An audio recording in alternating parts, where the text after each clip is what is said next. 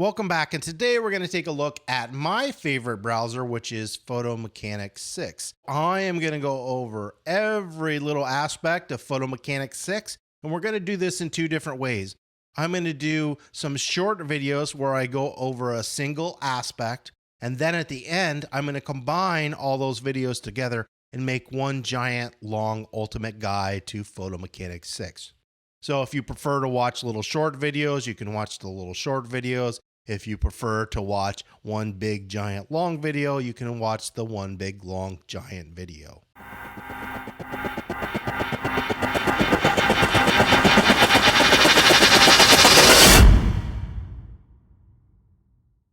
The first thing we're going to take a look at inside Photomechanics 6 are the preferences. The preferences are actually important to set up.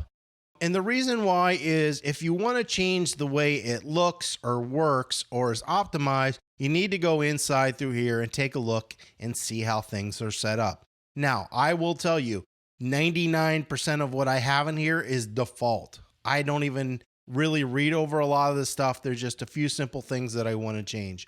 It really depends on how you want to work. If at any time you want to see what my settings are, feel free to stop the video and just kind of take a look and see what I have. I will tell you where I've changed stuff. The first thing here, which is important, are these color classes. This is how you color or tag your images. So as you're going through your images and you want to select something because you like it, if you hit the number 1, it's going to label that with a pink color, which is winter. If you want to change any of these colors, it's very easy. Just double click it. Pick yourself a new color, drag it up into here, and then you'll have a new color. I'm not going to change any of those colors.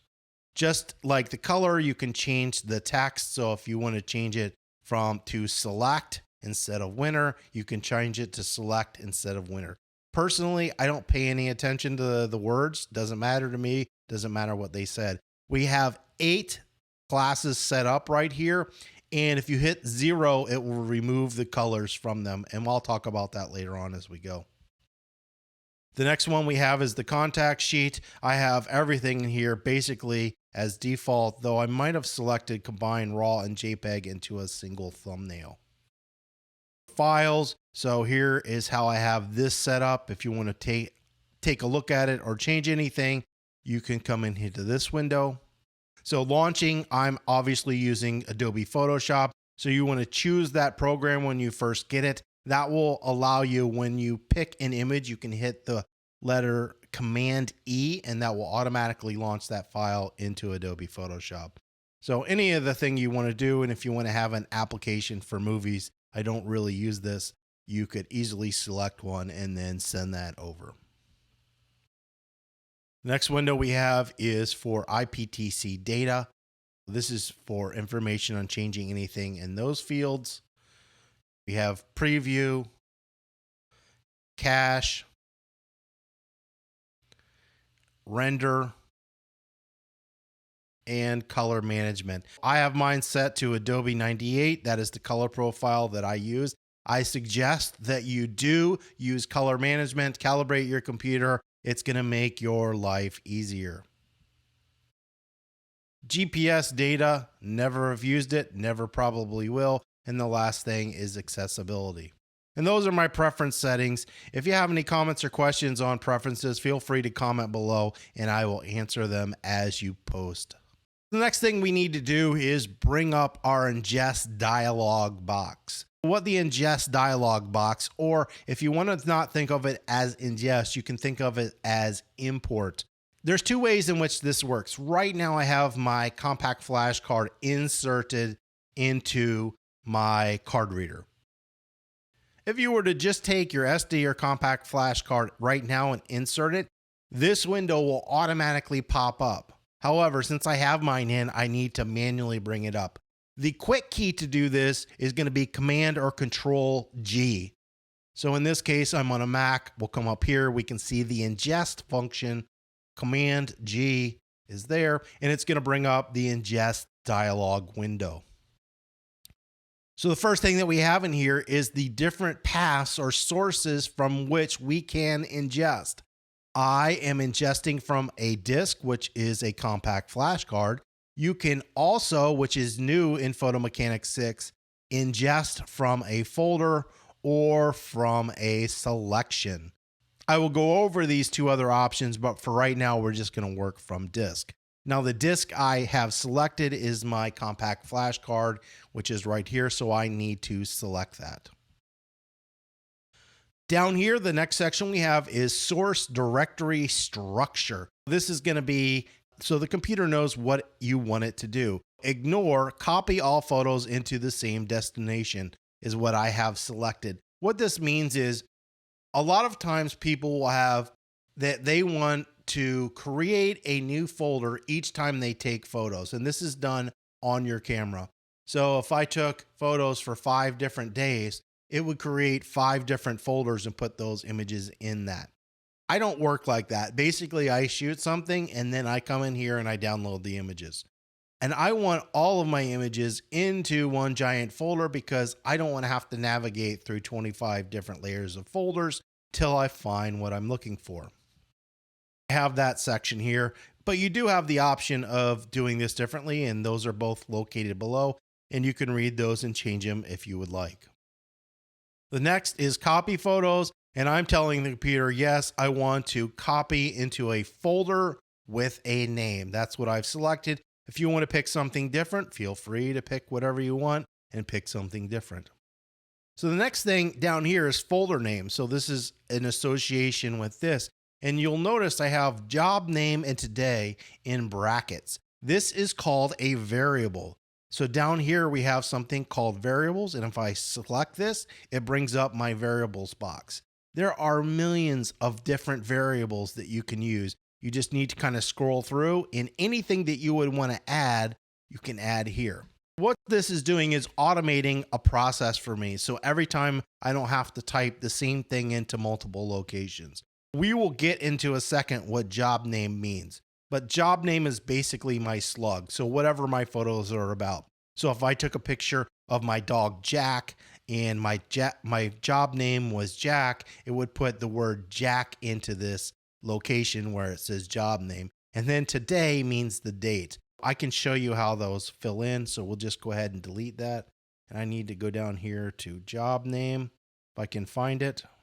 All right, here is job name. Right here, we can see job name or job. If I double click that, it fills in job name. And that's how you put a variable into a field. And you can put any one of these in here and as many as you want. So the next thing I have was date. So we'll come up here and look for today's date. So I want to do today. I'll double click that and it's going to add today's date. You can see over here I've used variables as well. And in this case, I've done the job name and the sequence. So this is the sequence. It's going to label this whatever I call it, which in this case is going to be called photo mechanic. And then it's going to be photo mechanic 1, 2, 3, 4, 5. And that's how my photos are going to be labeled as they ingest to the program. If you want to use the same sequence inside your folder, you can click this and notice it's going to make a variable that does that. We're not going to use that. I don't use it. The next is primary destination path, which is going to be this location, and your primary destination path is located up here. What you would do is select where you want the photos to go. In my case, it's an SSD. What's really cool is you can click this and make a secondary location. It will actually ingest these photos into 2 completely different locations at the same time. What this allows you to do is keep a backup. So if this disk was to die, you would have a secondary location where the photos exist and you would be able to get them. I don't do that. I just drag and drop into some specific locations, but I definitely back up my photos multiple times. Right here is your job name. So the job name that we see right here and right here is in this new window. And this allows you to fill in information about your client and yourself that will be added to the photos. So my client is Photo Mechanic and this is their information. This is my information and it is located there. If you want to save any of this information, you can go ahead and click on either one of these arrows or lightning bolts. These lightning bolts will allow you to save clients or users and or pick one that you've already saved. So if I had Adobe Photoshop as a client, I could click on this click on Adobe Photoshop and it would fill in all their information. I'm not going to do that because I don't want you to see my real clients' names and information. All right, the next section in here is filter files. So we are going to copy locked and unlocked photos. If you are tagging or locking images that you like on your camera so they can't be deleted, it's going to copy both files. You can select this on how you want it to do. If you want it to just copy lock photos only, you can do that. Or if you want it to only copy unlock photos, you can do it that way. Right here, I have it selected to copy raw and non-raw photos. Just like that, you can have it select raw only or non-raw only, but I'm having it do both. We'll come back to this in just a second. So this is my job name. So this is how it's going to rename the files. Basically, when you take photos, a lot of times it's just kind of like a weird number or code that doesn't mean anything. I want my files, because of searchability, to actually have a name. So if I took pictures of a chicken, I could put chicken in here. So at least I know the pictures were of chickens and then they would sequence. Right here, I want to open the contact sheet during ingest. I can have it so open contact sheet after ingest or never open contact sheet. The reason I do this is, and this is my favorite thing about Photo Mechanic, is as soon as you start to import, you can actually start working. So basically, in a lot of programs, they have to copy all the photos over and then they build previews and you have to wait for all that. No, in Photo Mechanic, basically it renders the image instantly. So you can start going through and tagging your images right away. Down here, we have open contact sheets in background, erase source disk after ingest, which I think you should never ever select. Basically what this does, after you've imported this disk, it will erase all the images off this. The reason you don't want to do that is that there's a problem at some point during the ingest and it doesn't go through correctly.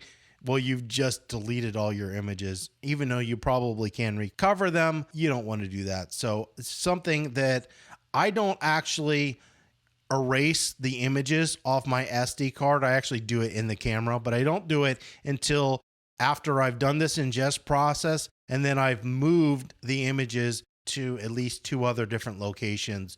Then I'll come back and do this. That way I know everything's safe. This one I do use unmount source disk after ingest.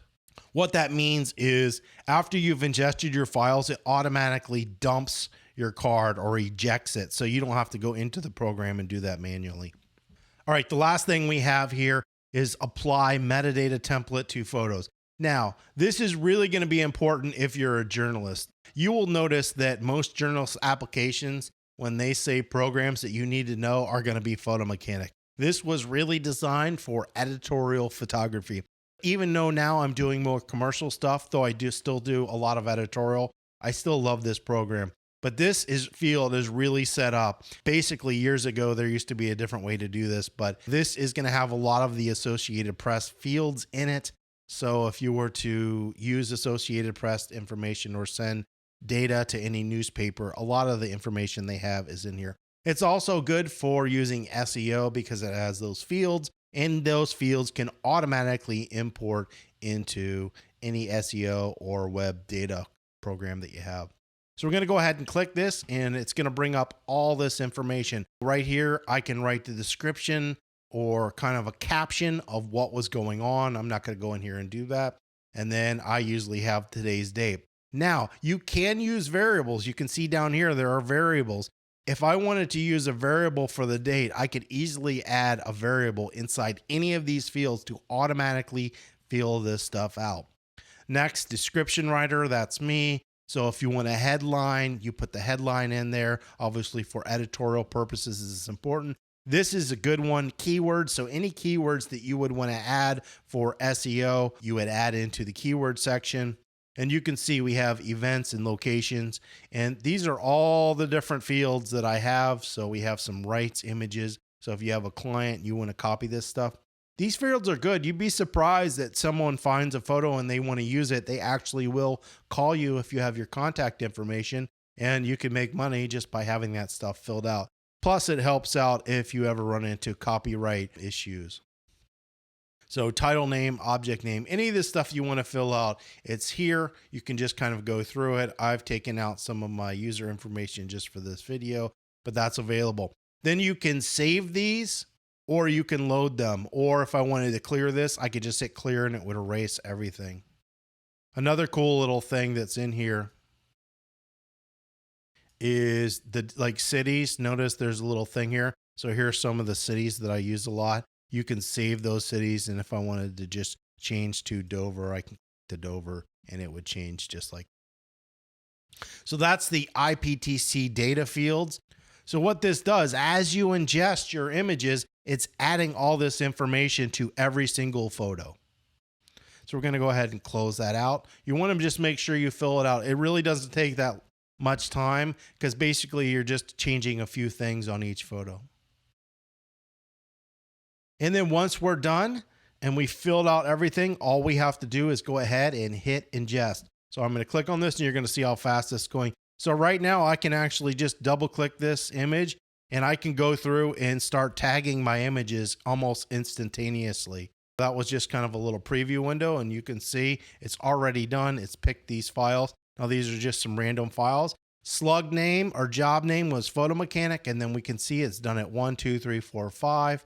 If you want to see that metadata, I can click on the I and all that metadata would have been added that I put into the fields inside of that section. You also have other options as far as ingesting. You can ingest from a folder. So I have added a folder here. You would just come up here and hit add, and you could do the same process from a folder, or you can do this from a selection. The way this is going to work here is I'm just going to drag a folder over here onto Photo Mechanic, and any folder you drag over, you can just directly work from there. So I've just put it over here and then it pops up in a contact sheet just like that. And basically what we could do here is just go into get and from selection.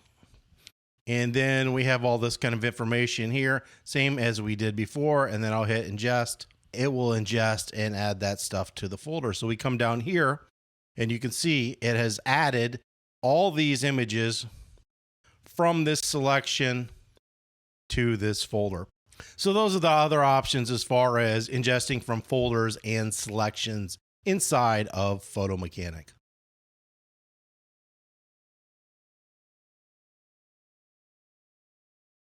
All right, so let's go over the windows that we see here inside of the contact sheet. The first are favorites, and you can obviously add these. Any hard drives or folders or locations where you put photos or you might want to look photos, you can do that. Just your basic navigator, so any hard drives or files or folders, and you can easily make these bigger or smaller. And then your task, which was this ingest, would be located here. This is just basically a little pointer. And this is a zoom. So basically what you would do is I can hold this and click over here and we can see it's going to give me zoom into just that little specific location. This would allow me to quickly see if something is sharp or in focus. These are your thumbnails. Your thumbnail size can be changed by just sliding this little slider over here. You can make your thumbnails as big or as small as you want. So this is your sort function. So if you want to sort by file name, you can sort by file name or any other thing that you have here. If you want to do it in reverse order, you can do that. You can search by all selected, tagged, and untagged images. Over here, we have a sort function. I don't use stars, but if you do use stars, you can easily turn this on and turn this off. I use the colors instead. But what this allows us to do, and I'll show you here in a second, as you go through here, you can tag an image. If I hit the number 1, notice it's labeling that as pink. If I only want to see my pink files, basically I'm going to come over here, turn this off, and it's only going to show my pink files. And we'll get more into this here in a second. But what these two fields let you do is isolate what you see inside of the contact sheet. We're going to go through here and kind of cull or tag the images. And basically, you know, if you take 1,000 photos, you don't want to sit here and tone 1,000 of your images. You just want to narrow it down to the images that you like. So the way that we go through and tag or color images is really easy. Basically, if we come up here to the edit menu, And then we come down here, and this is rating for if you want to do stars, but I'm going to be using the colors. So notice that we have winner is 1, 2, 3, 4, 5, 6. And if you don't want any color, you want to take it off, you're going to hit 0. Basically what we're going to do now is if I hit the number 1, it's going to make it pink like here. If I hit the number 2, it's going to make it red. 3, it's going to make it orange, and so on to any of these colors. If I want to get rid of it, I hit 0. Just 0. You don't need to hit command, you just hit 0. And that is the way I'm tagging the images. Now I'm just going to hit 1 for anything that I like. Basically, I'm going to take my right hand on my right and left arrows and go through my images. And with my left hand, I'm hitting the number 1 if I like it. So if I like this, I'm going to tag it. If I like this, I'm going to tag it. Now we'll assume that I've gone through all my images. And now that I want to just see the images that I've selected, I'm just going to come over here. This is going to eliminate anything that is not tagged and show anything that has one of these colors over here. Now I haven't labeled anything with any of these colors yet. Basically, I'll come in and say, this is my favorite photo. I'm going to hit number 2 and make it red. Notice it's still showing the pink and the red, but if I disable pink, it's just going to show the red. That's how you kind of color tag and narrow down your images to see what you want. Now, if you decided that you did not want to use colors and you wanted to use the stars instead, it's really easy. All you got to do is click these little stars. So that's 1 star, 2 star, 5 stars, 3 stars. However you want to do it, you can just go ahead and click them. If you want to know what the quick keys are for any of these, you would come down here to edit, rating, and here are the quick keys for all those. So that's how you cull and tag images inside of Adobe Photoshop. I'm going to set everything back to 0 here. I'm going to show you the way in which I kind of color tag, which is different. So you could come in here and just look at your thumbnails and go through the process like that. I like to see my images larger. So basically I would start on the first one. I'm going to go ahead and double click it, or you can just hit the magnification, and I will come in here and explain what this stuff means later. But basically now I'm going to use the process in which I'm just kind of going through. So I've got my right hand on my arrow brackets and I can toggle back and forth, and my left hand is on the number 1. So if I like this image, notice down here it's selecting pink. If I do 2, it's going to be red. In this case, I'm just doing pink to every image. And then I'm going to go through my images, and anything that I'm like, I'm going to go ahead and if I tag with the number 1, it's going to add that color. And then once I'm done, I can get out of this and you can see it's added the colors up there. So that's the process I use. I just basically look at the images in a larger view. Right here, this is to rotate your images. This is to see that image full frame like we just looked at. And this is to see that IPTC data field. Right here, any of your data would be located right there. And then if you want to toggle through your images, you can just click like that. The last thing we're going to do here is zoom in, and I'm going to kind of go over what is available. Now, I was using the arrow keys on my keyboard, but you could come up here and just click on this to kind of navigate through. So any of these icons, if you want to know what they do, one easy thing is you can hover over them. And if you hover over them, it's going to tell you what it does and what the quick key for it is. So if you want to add a photo to a selected set, you would just click on that, or you could hit the letter W. If you want to come over here to this, if you want to remove something from a selected set, you just hit D. So here are your rotates. This is to bring up your IPTC data, which we did before. If you want to edit a photo by sending it to Photoshop or whatever program you have set, you would just click this. I use the Command E. If you want to copy a photo, you can use this to copy. You can delete a photo. If you want to view just one photo, so like right now we're viewing one photo.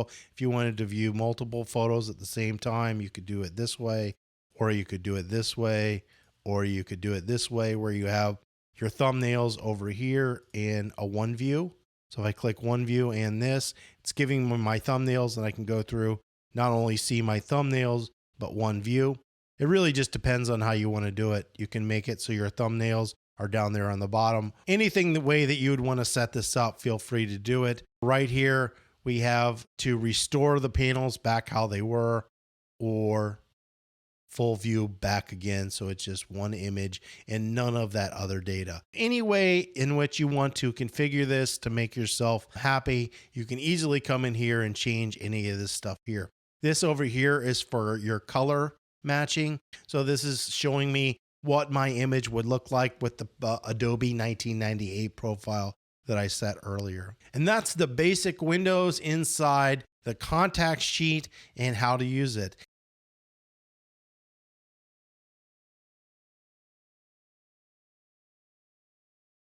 Welcome back to Photo Mechanics 6 and the final installment of this three-part series. Today we're going to take a look at the IPTC data fields, as well as code replacements, and basically just a few other options that are up here in the menus. So the first thing that we're going to take a look at is this IPTC field. Now, if you are a journalist, this is pretty much the go-to program. Now, years ago, the main reason that people really switched and started using Photo Mechanics was two reasons. Adobe Bridge was pathetically slow, and we really needed to be able to caption quickly and efficiently. And this is where this program really excels. Not only does it have awesome IPTC data field that kind of follows the Associated Press, it also has a way to FTP it back to a newspaper or any site that you have. Now you have these little drop down menus here. So anything that you would want to add or save. So if I wanted to save this date, or if I wanted to save my name right here, I can save my name. And then when I come back over here, you can see I can just click that and it'll automatically add that over there. So whenever you see these little drop down arrows, they can automatically add information to your fields. Don't forget, you can use variables when you're actually back ingesting to add information. If you have like a job name or information, a lot of times I'll use my job name, kind of what I'm calling the slug, as my headline. So I'll put a variable in there as job name when I'm ingesting. That way this field automatically gets filled in. So don't forget about variables that are down here. So down here, if you want to save this as a template, you can even obviously save that. And then once again, now make sure if you are going to load a new template, you clear it and then load it. Otherwise, it will just duplicate information and kind of mix stuff up. So you're going to want to clear, then load. Another benefit in here with these fields are keywords and stuff. So if you're not a journalist, don't think that these fields, just don't matter. I have my information in here, and this allows people to contact me if they wanted to use a photo, and items such as search engine optimization. They can read these fields. So if you put your caption in there, when you import your photo into any sort of web program and you need it to read these fields, because you're going to put metadata in there so that Google and analytics can find your image or know what it's about. They do read some of these very specific fields in here and can automatically fill that stuff out, so you don't have to waste your time later on doing it over again. If you don't know what FTP stands for, it's File Transfer Protocol, and it's basically just a way to send images to any client or person. So if they have an FTP site that's open that you can access, you're basically going to come up here and go to FTP Photos. And then you're going to have this information. So this is my connection. I'm not going to go in and show you the connection, but it's just basically the password and username and access that you get to it, and how you want to send the photos. There's all kinds of different information. Send as JPEGs. What quality do you want to send them as? If you do JPEGs, do you want to be able to send WAV files along with that? Apply metadata if you want to apply that. So any of this information that you want to use, if you want to send that stuff, feel free. You click over here, send, and it's just like that. And what's really cool is you can batch this. So you can just shift click, get a whole bunch of information, it's FTP, and then all these are gone almost instantly. It saves a lot of time having to log into someplace else just to get them to your client. Big fan of FTP. The next thing that we're going to go into here is code replacement. Now, I will tell you that the main users of code replacements are sports photographers, and there's a specific reason, because it makes it really easy to do captions. You don't always have to constantly look up names. And there are sites that automatically make these forms for you. So I'm just going to drag this little text file over here. Code replacement uses a text file, and there are organizations that, let's say you're going to play and it is going to be Clemson against South Carolina. They will basically print out in a text format the rosters, and it will have a little code and then the number or any information about the person. So I'll have Clemson and then it will have South Carolina. You load that code replacement in. Then when you're captioning your images, you don't have to know who number 24 is. You just need to come in here and put CL24 and then a delineator key. It automatically fills that out for you. The way this works is the first part, you have the code and what it's going to replace it with. So when this gets typed, this gets put into that area. And you can configure this however you want. You can just have the person's name. You can have it this way. You can have it this way. And you can have multiple ones of these. Right here, I have RC1 and then I have RCF1. In this section, if I just want the guy's name, I just do RC1. But if I do RCF1, it's also going to give what his position is playing that. Now, this is just for sports. You could do this for a big business. I do work for a big business, and there's all these people, and they have the ridiculous long titles, and they're a pain in the neck to have to remember and type in all the time. So I can simply make a code replacement for those people, and I can just type that information, and it fills out their name and their ridiculously long titles. This is a wonderful, wonderful thing. It does take a little bit to have to fill it out, but you only have to do it once. And I'll usually take this and put it up on a second screen. So if I don't remember what these codes are, I can just easily put this up on my second screen for a business. But basically, when you're doing sports, it's really easy because usually the FC stands for the school. So I live in Pennsylvania, so Penn State, so PS, and then it would have the guy's number after that. And so that's who it would deal for. Clemson, you would do CL and then their number. So these are really easy to do. And basically, you're just going to pick some code. It doesn't really matter what the code is. So down here, I'll just do another one that's RCF, and then we'll do 4. And then you're going to hit tab. This is important. You have to have tab in between that. And then you can type in whatever you want. So whatever you want. So in this case, if I type in RCF4, it's going to type in whatever you want. So I'm going to take this and I'm going to move it off to my other screen. And I'm going to show you how this works. So we're going to come in here and we've got this up here. Now this uses a delineator key and I'll show you what this means. So we need to be here. Command Control C can't actually be in the field or it to come up. So this is the code replacement. So once I've made that text document, I saved it. So here it is as a text document. I've loaded it in here. And this is your delimiter key.